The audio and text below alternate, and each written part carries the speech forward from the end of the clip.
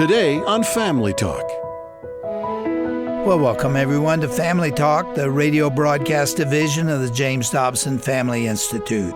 I'm your host, Dr. James Dobson, and I very much appreciate you listening today. This is an important discussion that you're about to hear. A few weeks ago, an important pro-life feature film debuted in theaters around the country, and the response to it has been incredible. You've probably been hearing about it because it's really captured the attention of the American people. In fact, I'm told that the Hollywood producers, they used to be called moguls, have been very surprised by the response to this movie, especially considering its content. It's a dramatization of a biography, and its title is Unplanned. It follows the touching testimony of Abby Johnson. She's a former clinic director of Planned Parenthood who became a passionate and outspoken defender of preborn babies and the mothers who are victimized by this wretched abortion industry. Abby now has her own organization that assists other Planned Parenthood employees in their efforts to get away from this evil. I want you to hear Abby's powerful story. So we sent Dr. Tim Clinton to interview Abby and the actress who portrayed her on film to learn more about Abby's journey and how this movie came to be. And here is that recorded conversation on this edition of Family Talk. Hi, everyone. This is Dr. Tim Clinton. I'm at the 2019 National Religious Broadcasters Convention. We're in Anaheim, California. With me today is author, mother, and pro-life activist Abby Johnson. Abby is the founder of And Then There Were None. It's a ministry designed to assist abortion clinic workers leave the abortion industry. She has an incredible testimony, and she joins us today to talk about, by the way, that new movie that's all over the place, Unplanned. It's in theaters everywhere. Abby, we're delighted to have you.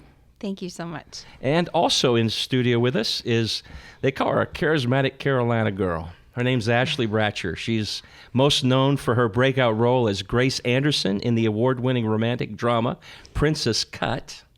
Also, she's been featured in 90 Minutes in Heaven, Badge of Faith. She's a named talent in uplifting and redemptive films. Her most recent role, she plays Abby Johnson in the movie Unplanned that you've seen everywhere. Thanks for coming and joining us, Ashley. Of course. Thanks for having me. Hey, as we get started, the film's out. Mm-hmm. Social media, everything's blowing up everywhere. I mean, it's insane what's happening. You guys have any idea what was going to happen with the release of Unplanned?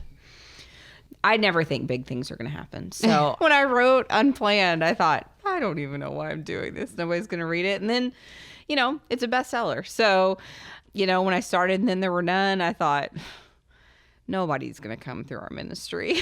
And here we are at like 500 workers. Well, hey, listen, it's the talk. I mean, it really is the talk. Ashley, playing in the role of Abby in the film, what was it like? Well, I knew it was going to be huge because Abby's so incredible and her story is so transformational. It just really grips you, and it's causing a lot of conversion and healing, and it's such a beautiful testimony to the love of Christ. And Abby, you do such a wonderful job of speaking to people in love. Let's dial this thing back for a second. Let's go back to, I think, the moment that really this entire film is built around in the book. It was an ultrasound for you. You're a clinic director of Planned Parenthood facility. Take us there, Abby. Yeah, I'd been there with Planned Parenthood for 8 years. I was a director, like you said, of that facility. And to my knowledge, an ultrasound-guided abortion procedure had never been performed at my clinic. Abortions are usually performed in a blind manner. So the doctor has the instruments and he just sort of blindly pokes around in the woman's uterus until he thinks he has enough blood and tissue in a glass jar. And that's all I had ever known. That was the protocol that I knew. But we had a visiting physician come in, and he was explaining that at his own private practice facility, he performed abortions only using ultrasound guidance. And so he wanted to demonstrate that to us to show us what that looked like. So I was asked to come into the room, and we did the measurement. We found that the woman was 13 weeks along in her pregnancy. And just for clarity, by 13 weeks, everything is formed on the unborn child. So arms, legs, fingers, toes, heart's beating, brain waves are functioning. Every internal organ that we sit here with today is formed by 13 weeks in the womb. So the baby is formed. It just needs time to grow. And I watched in horror as this baby fought and struggled against the abortion instruments, trying to get away. I had been taught by Planned Parenthood for those 8 years that what happened in the womb didn't matter. The life of this child didn't matter. The humanity didn't matter. But there was no real personhood. Right. In order to participate in abortion in any way, you have to really disconnect yourself from the child. From it. Yeah.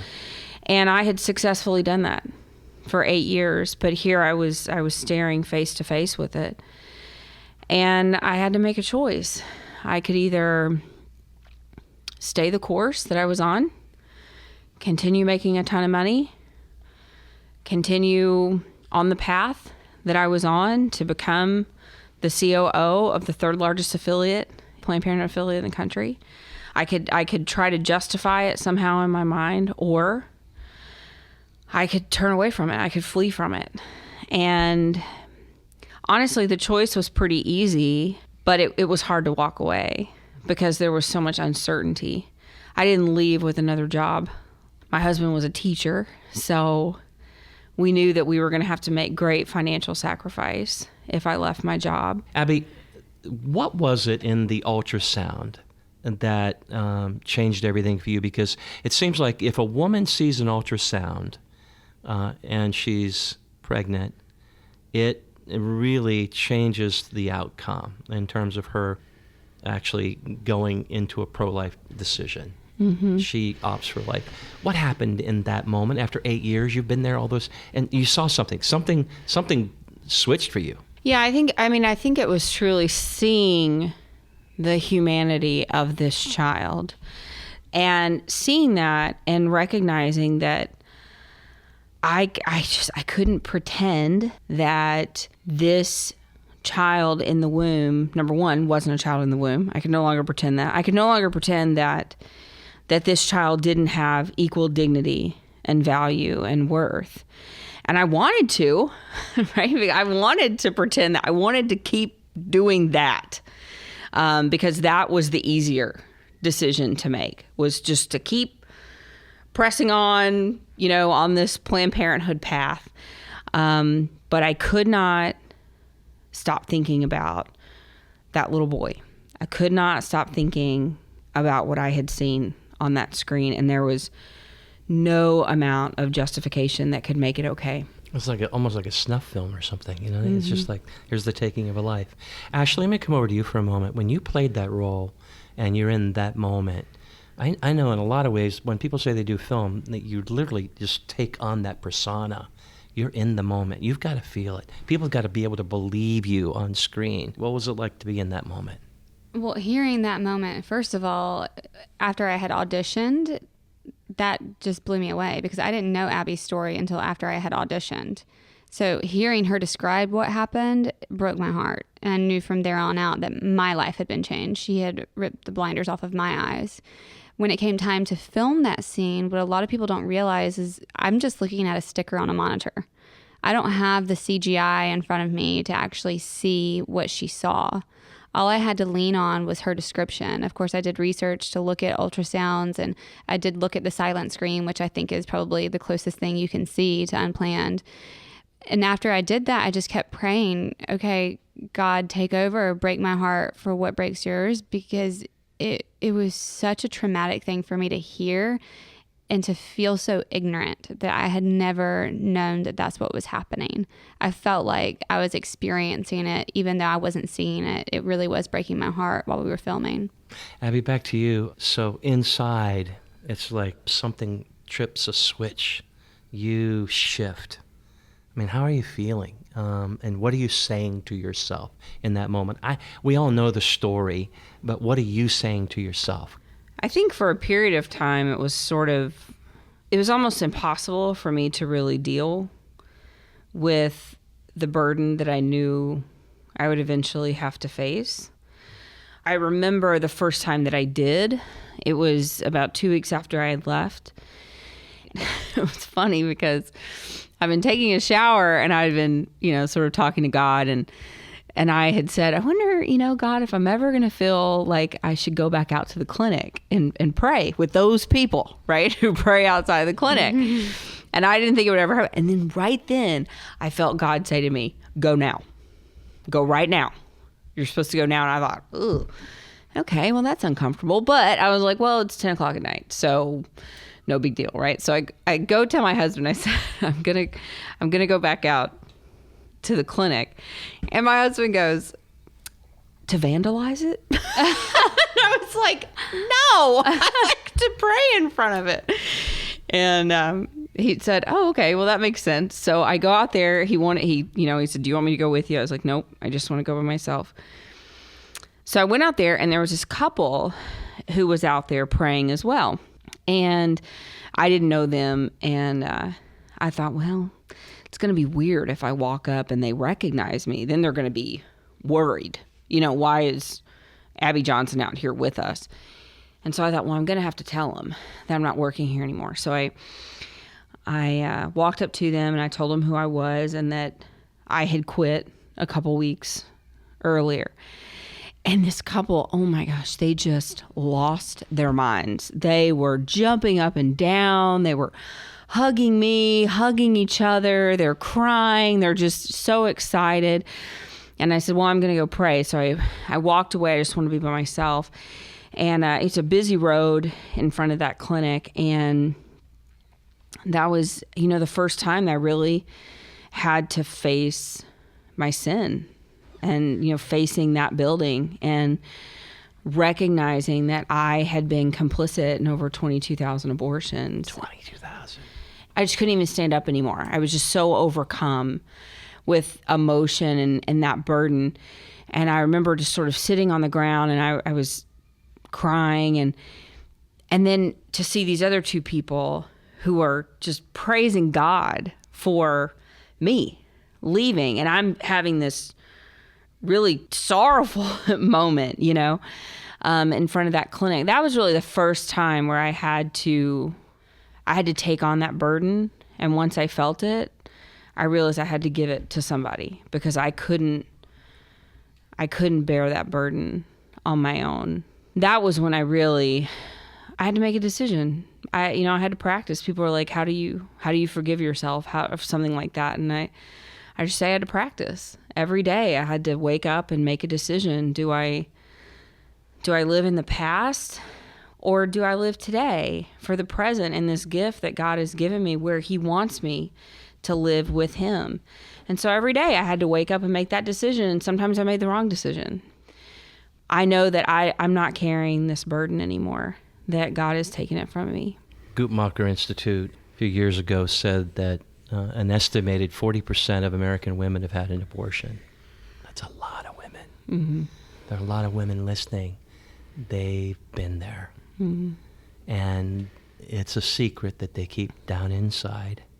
Why is it so difficult to release that? And you've got a lot of women who your story, what you're saying, is speaking to them right now because they want to hear God say, I forgive you. And I really believe that is an army of women who could be they could be such a voice for mm-hmm. hope and life. We all have things in our past that keep us bound up. And I think that as long as we hold those there will always be a barrier between us and God because our pride is not allowing us to just let it go. I think it's easy for us to understand that God forgives us because that's what he does. He's God. But we hold on to it. And I just think, I tell women all the time, Satan runs rampant inside of our secrets. You can confess it to God privately, But confessing that sin to someone who you trust, man, there's such freedom. Ashley, let me bring it back over to you for a second. So when you were playing this role and you come to this moment of facing your sin and your brokenness, that's, to me, it's like the heart of the message of the film. There's a release here. You know that? What did the release feel like to you? I think it's something that we can all relate to. Everyone has something in their life that we feel like we've just been holding on to. And being able, like Abby said, to confess it and let it go is so freeing. Even if that means forgiveness. Forgiveness is something that is for you personally, even if it's forgiving someone else. Holding that in and not forgiving someone or forgiving yourself is toxic. It's like drinking your own poison. So being able to let it go and being able to portray that moment for Abby, it was really freeing for me because I was really ready for that part of the movie to be done. I was ready to move on to a more joyful side in my portrayal. I just think it's so powerful because it's something that every single human can relate to. We all have something that we've held on to that we want to be able to let go and find peace. Ashley, this isn't just an acting role. There's some real personal elements here that I think probably resonate deep down inside of you that help bring you alive on the screen. You mind sharing some of that with us? Most definitely. When I first got cast as Abby, I only got a 5-hour notice to get on the plane. Yeah, it was not a traditional casting process. I had already had my heart prepared by the Lord. I knew this was something that I was meant to do. So I said yes without hesitation, got on the plane, landed in Oklahoma with just a couple of days to go before we started filming, over 100 pages of dialogue to memorize, didn't know Abby's story fully yet. And I was just in the middle of pre-production. Everything was happening really fast. I didn't have time to tell anybody where I was. My husband knew, my son knew, my sister knew, and that was it.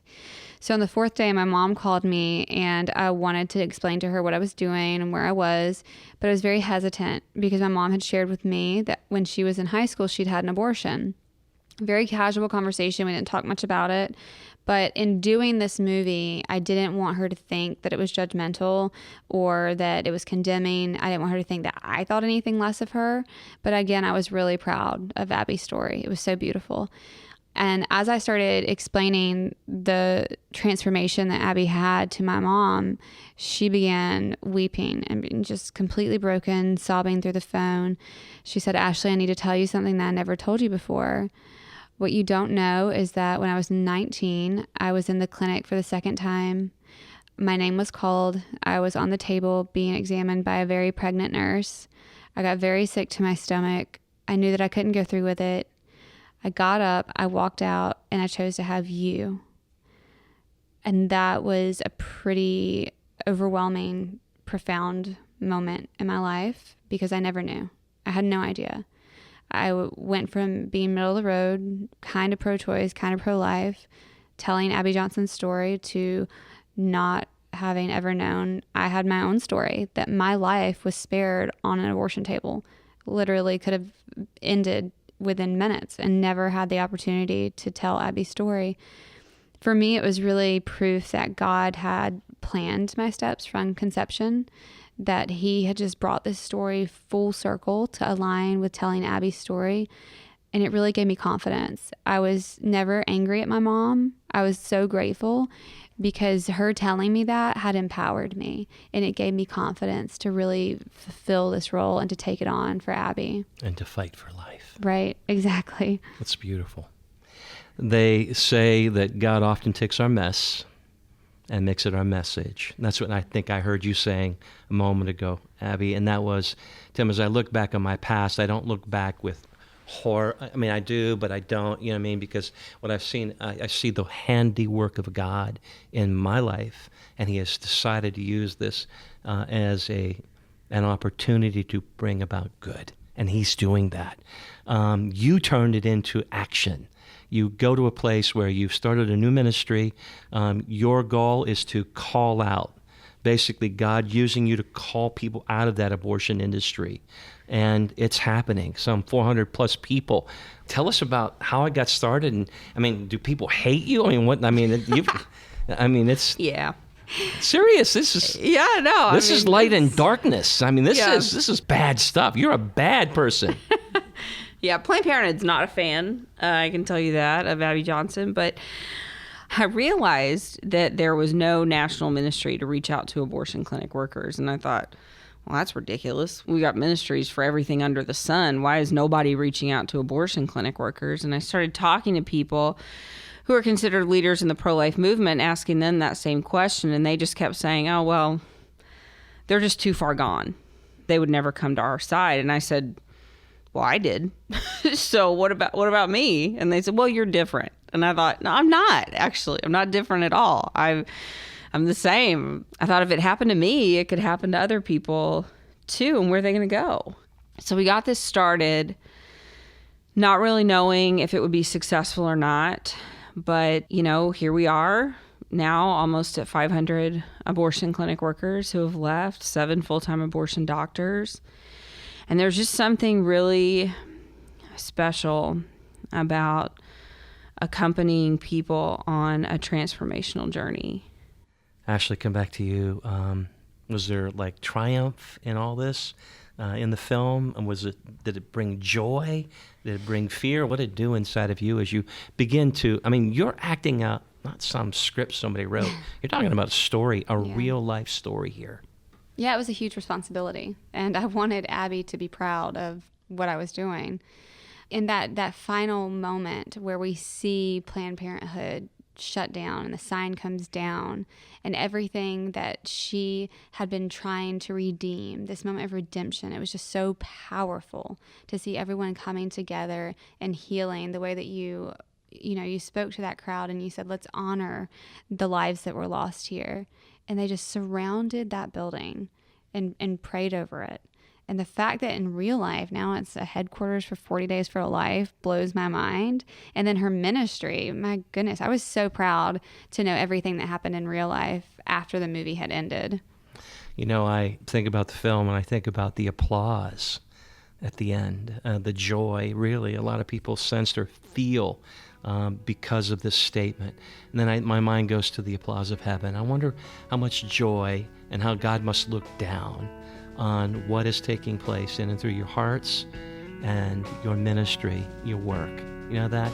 For such a time as this. We rejoice and celebrate in your great work. Thank you for coming and joining us here and for the life and testimony and the mission you guys are on. Thanks for being a part of it. Thank you so much.